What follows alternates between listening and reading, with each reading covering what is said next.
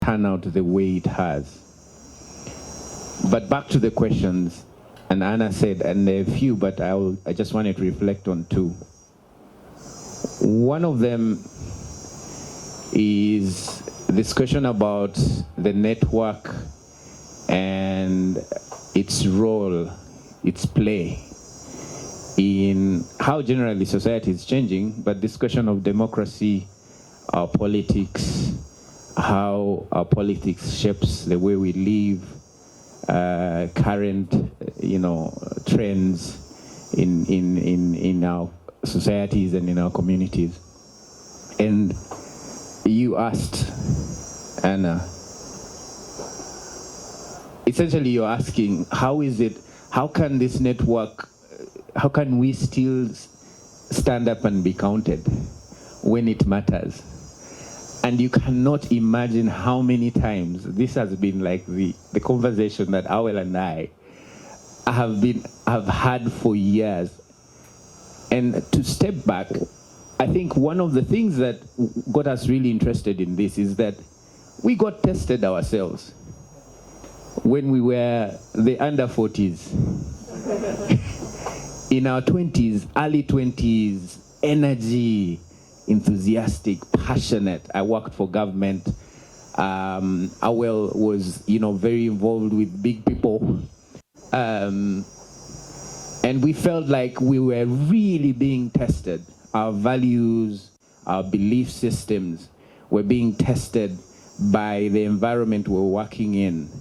And this is not a criticism. It is just an appreciation of the reality. And I remember we had sessions there's the first one we had in Ginger many, many years ago.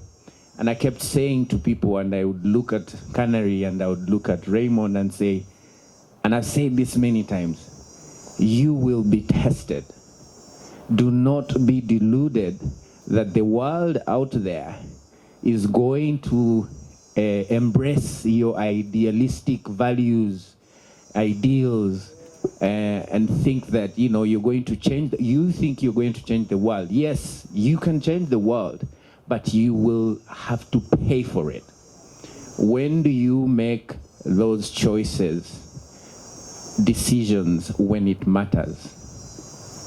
And to link it to the work of the network over the last 10 years, Anna, and I think this is where the strength of Leo Africa has been, and probably also one of the most challenging things, is this shift to, instead of looking at the big things, the project, come to you with a project, you give us a log frame, we fill it, we say we have actually done work.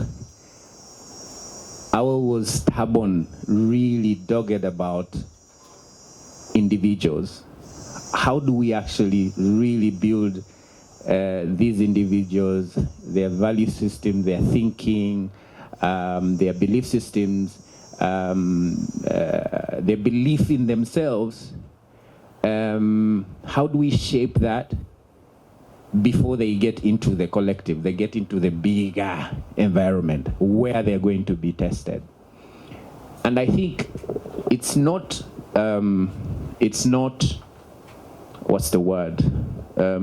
It's not a fancy thing. It's not one of those things that people would be interested to support. But I think it was the right thing to do. Now, how does the network continue cultivating those values amongst themselves and hold each other accountable, which is the other question you asked? Are you in some echo chamber where you reinforce your own, beliefs? In some ways, you become a bit entitled. You start earning some money. You believe that, you're the cream de la cream. And therefore, you're not challenging yourselves enough. I would say, though, having seen some of these guys closely, Awel and I don't know if I should tell this story. We were once in a group, WhatsApp group of these fellas. After we had done a session, trainings and everything, then something big political came up. The kinds of questions they asked us about what we think, what positions we are taking and everything, it was really, it was fire in there. And an administrator that was quite, did the good thing, the decent thing, and let us out of the group and let them deal with those issues themselves. So I'll tell you that, and I think I have faith that the group itself is very, they challenge themselves, I would imagine, and I would like to think that they continue with that process. And lastly, you asked a question about this, changing, dynamic, complex world, and whether we are preparing ourselves and whether this generation is actually prepared for that. The linear thinking versus the very non-linear world out there. I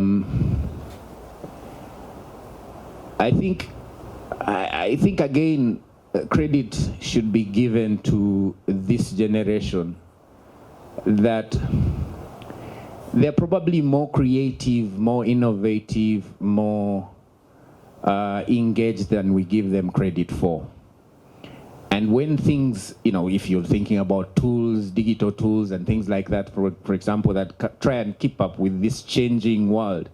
I work in the, development finance and impact investing field. And the things that I see coming that we have to invest in, deals that we invest in, with founders of 23 years old, 25 years old, and raising a round of $20 million and everything, and changing sectors.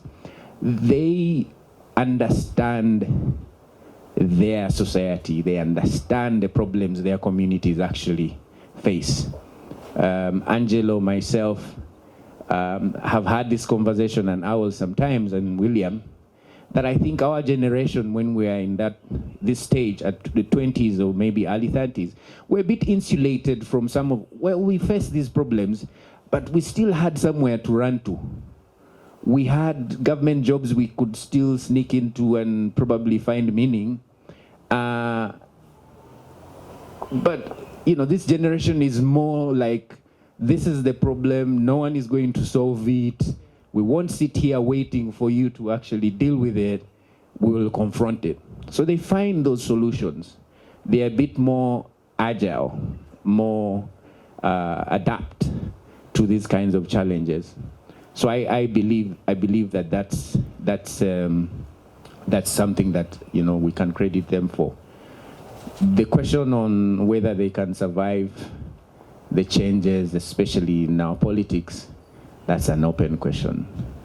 I honestly, you see it, we're all on social media, we already see a few falling off in some way or shape, taking very opportunistic, to be very honest, very blunt, very opportunistic sort of positions, and deciding to live another day, to survive.